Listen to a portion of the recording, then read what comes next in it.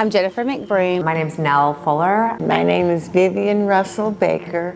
And we live in the Robert Mills Historic District. Into Coffee in the Cottontown neighborhood. Kristen Puckett with Reggie Scott. Rebecca Haynes, Earlwood neighborhood. We live in Elmwood Park. I live in historic Waverly. Coming to you from the Bull Street District.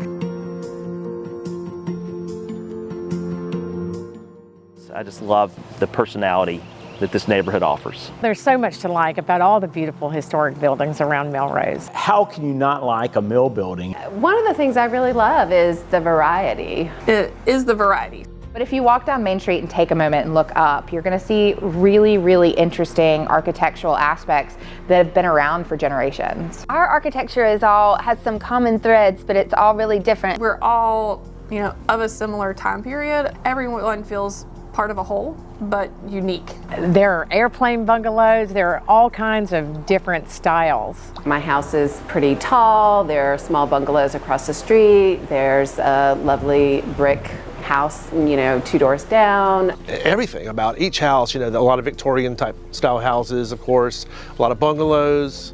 It's hard not to love it architecturally. I love almost everything about this house. I didn't even know there was a neighborhood back here. So I drove down this street and saw this house, and it was practically love at first sight. There was something about this house that just spoke to me. I like them because they're big farmhouses in the city. That's the way I thought of it as a New Yorker. I mean, I love the air, the big airy open rooms, the simplicity. There isn't a miter joint in the whole house. What initially attracted me to the neighborhood was actually a former house. So this is our second house in the neighborhood. And that house we decided almost solely on the windows. That one was a still windowed house. And we fell in love with the house immediately because of those windows. I've always been drawn to older houses.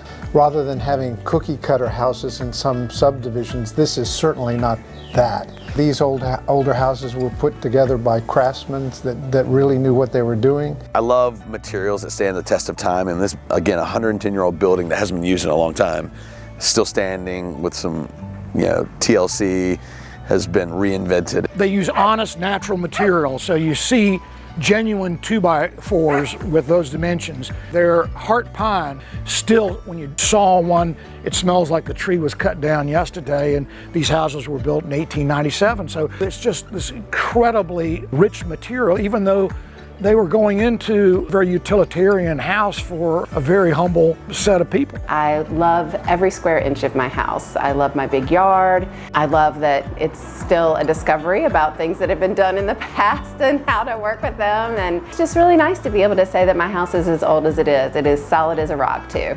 The well-builtness of the house. When you walk in this house, it is solid. The houses are well built. They're full of character. There's a story around every corner if you just take the time to discover. And they're just full of features that you don't get with a modern contemporary home. I love the exterior of this building, especially. Mahogany windows, mahogany doors, the stars up along the windows upstairs. The thing that I love the most about this area is the brickwork and the masonry, where if you walk around, a lot of the old buildings, then a lot of the new buildings too, have really attractive brickwork. The windows and the brick are two of my favorite things, and I really like the amount of windows and the layout inside the house allows all that natural light to come into the house. We've got a ton of natural light. We've got the original steel sash windows that were refurbished up near the mezzanine. The large windows obviously are a big part of, and with the arch on top. I love that traditional mill style window. Great windows because it's well designed and well orchestrated in a pre-air conditioning time. Even when power's been out in the summertime, it never gets above 80 in the house, even if it's 110 outside. It was designed to work within the climate that we live and not fight it.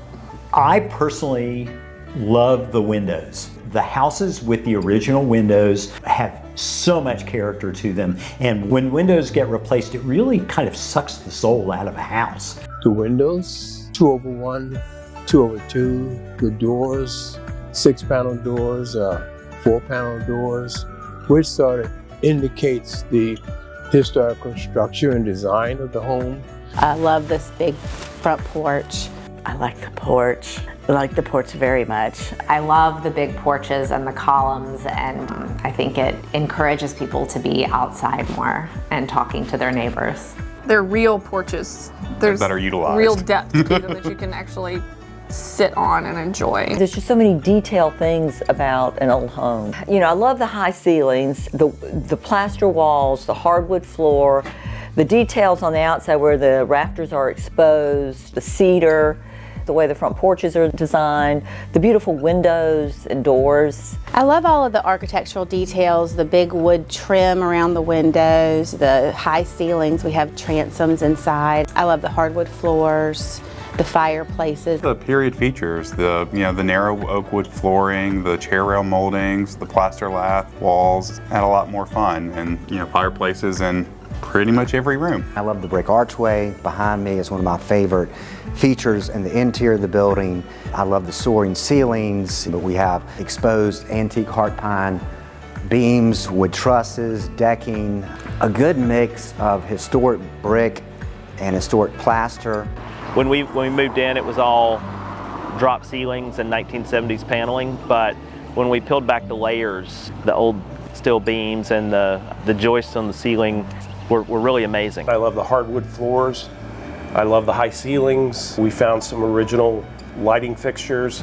These were all original to the building, and we took them to a place in Asheville that completely restored them. We have the built-in cabinets here in the dining room and all the beautiful architectural detail moldings and things like that.